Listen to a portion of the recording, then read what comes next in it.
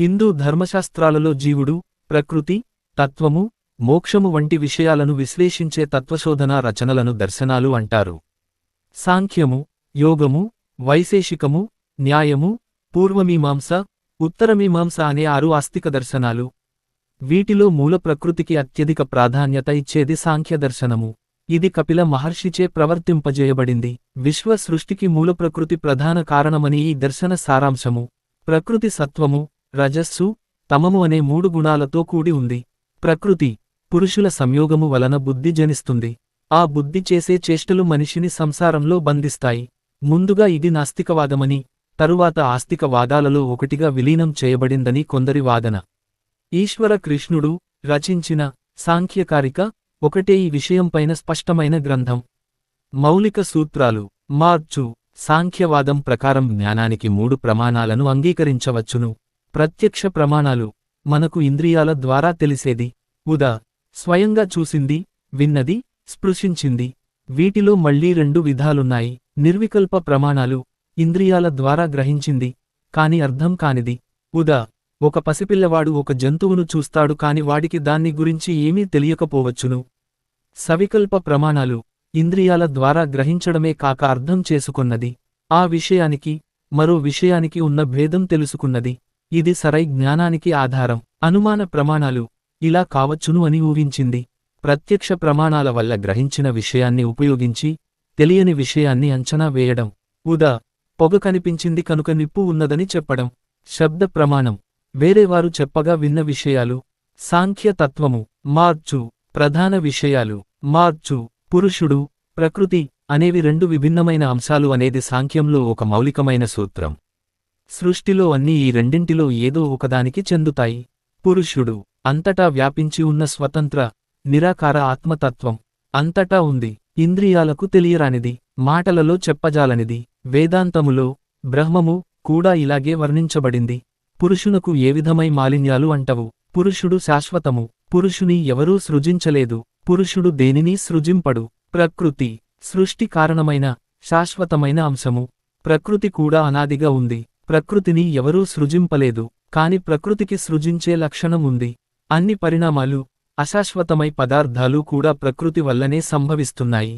అన్ని జీవులు యథార్థంగా పురుషుని బాహ్య స్వరూపాలు, కాని ప్రకృతి వలన ఉద్భవించిన భౌతిక దేహాలు పురుషుని బంధిస్తాయి. పురుషునకు తన గురించి సరైన జ్ఞానం లేనందువలన, తాను శరీరం మాత్రమే అని భ్రమించడం వలన సంసార బంధం ఏర్పడుతుంది. ఆత్మజ్ఞానం కలిగినప్పుడు ఆ బంధం నుండి విముక్తి లభిస్తుంది. ఈశ్వరుడు. కపిలముని ప్రతిపాదించిన సాంఖ్యంలో ఈశ్వరునికి స్థానం లేదు. కారణం, ఈశ్వరుని ఉనికిని రుజువు చేయడం సాధ్యం కాదు గనుక. పరిణామము లేని ఈశ్వరుడు పరిణామాత్మకమైన సృష్టికి కారణమని చెప్పడం అసంబద్ధం గనుక.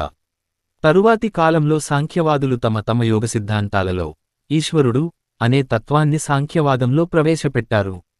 వైవిధ్యం. మార్చు. సాంఖ్యవాదం ప్రకారం సృష్టికి పురుషుడు, ప్రకృతి 2 కారణాలే. పురుషుడు ఆత్మకు, చైతన్యానికి మూలము. ప్రకృతి పదార్థము నకు, పరిణామమునకు మూలములు. సృష్టి సిద్ధాంతం. మార్చు. సాంఖ్యం సత్కార్యవాదం ను సమర్థిస్తుంది. దీని ప్రకారం ఏదైనా పనిలో కారణము, ఫలితము కలిసి ఉంటాయి. ఉన్నదేదీ నశించదు, లేనిదేదీ ఉత్పన్నం కాదు, అంతా పరిణామమే. అందుకు కారణంలో ఫలితం అంతర్లీనంగా ఉంటుంది. వీరి ప్రకృతి పరిణామవాదం ప్రకారం మూల ప్రకృతి అన్నిటికీ కారణం. అదే క్రమంగా విభజితమై వివిధ పదార్థాలుగా పరిణామం చెందుతుంది. చివరిలో అన్నీ మళ్లీ అవిభాజిత మూల ప్రకృతిలో లీనమవుతాయి. ఇలా చక్రగతిలో విభజన, విలీనం సంభవిస్తాయి. వైవిధ్యం, ఘర్షణ అనేవి ప్రకృతిలో అంతర్లీనంగా ఉన్న లక్షణాలు. వీటివల్లనే ప్రకృతి 24 వేర్వేరు గుణాలు, తత్వాలు గా విభజితమవుతుంది. ఆ గుణాల మధ్య ఉన్న మదనక్రియ పరిణామానికి మూలకారణం. ఇందుకు 3 ముఖ్యమైన తత్వాలు. సత్వము, సమతుల్యతను పెంపొందించే గుణము. రజస్సు, వృద్ధిని, ప్రయత్నాన్ని పెంపొందిస్తుంది. తమస్సు, అలసత్వాన్ని పెంచుతుంది, ప్రయత్నాన్ని నిరోధిస్తుంది.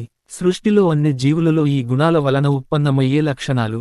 ప్రకృతి, మహత్, అహంకారం, మనస్సు, పంచ జ్ఞానేంద్రియాలు, పంచ కర్మేంద్రియాలు, పంచ తన్మాత్రలు, పంచ మహాభూతాలు. ఈ గుణాల మధ్య తులనాన్ని బట్టి జీవుల, పదార్థాల లక్షణాలు మారుతాయి.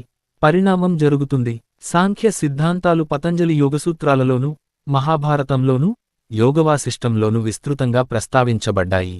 అన్ని జీవులలోనూ ఆత్మ పురుషుని స్వరూపము. మనసు, బుద్ధి, అహంకారము ప్రకృతి లక్షణాలు. మోక్షము, మార్చు, అజ్ఞానమే బంధాలకు, కష్టాలకు కారణం అని మిగిలిన చాలా సిద్ధాంతాలలాగానే సాంఖ్యం కూడా చెబుతుంది. పురుషుడు అనగా జీవాత్మ శాశ్వతమైన, నిర్మలమైన చైతన్యము. ప్రకృతి వల్ల కలిగే సత్వరజస్తమో గుణాలు, మనసు, అహంకారము, మహాత్లు ఈ జీవుని శరీరంలో బంధించివేస్తున్నాయి. జ్ఞానం వల్ల ఈ బంధం నుండి విముక్తులు కావచ్చును. అందువలన మోక్షం లభిస్తుంది. ఇక్కడ సాంఖ్యానికి, వేదాంతానికి మధ్య విభేదాలను గమనించవలసి ఉంది. అద్వైత వేదాంతం ప్రకారం బ్రహ్మమే అన్నిటికీ కారణం, వేరే పదార్థం లేదు. కాని సాంఖ్యం ప్రకారం ప్రకృతి, పురుషుడు అనేవి రెండూ అనాదిగా వేర్వేరు. శాశ్వతమైన దాని నుండి అశాశ్వతమైనది జనిస్తుందనే వాదాన్ని సాంఖ్యం అంగీకరించదు.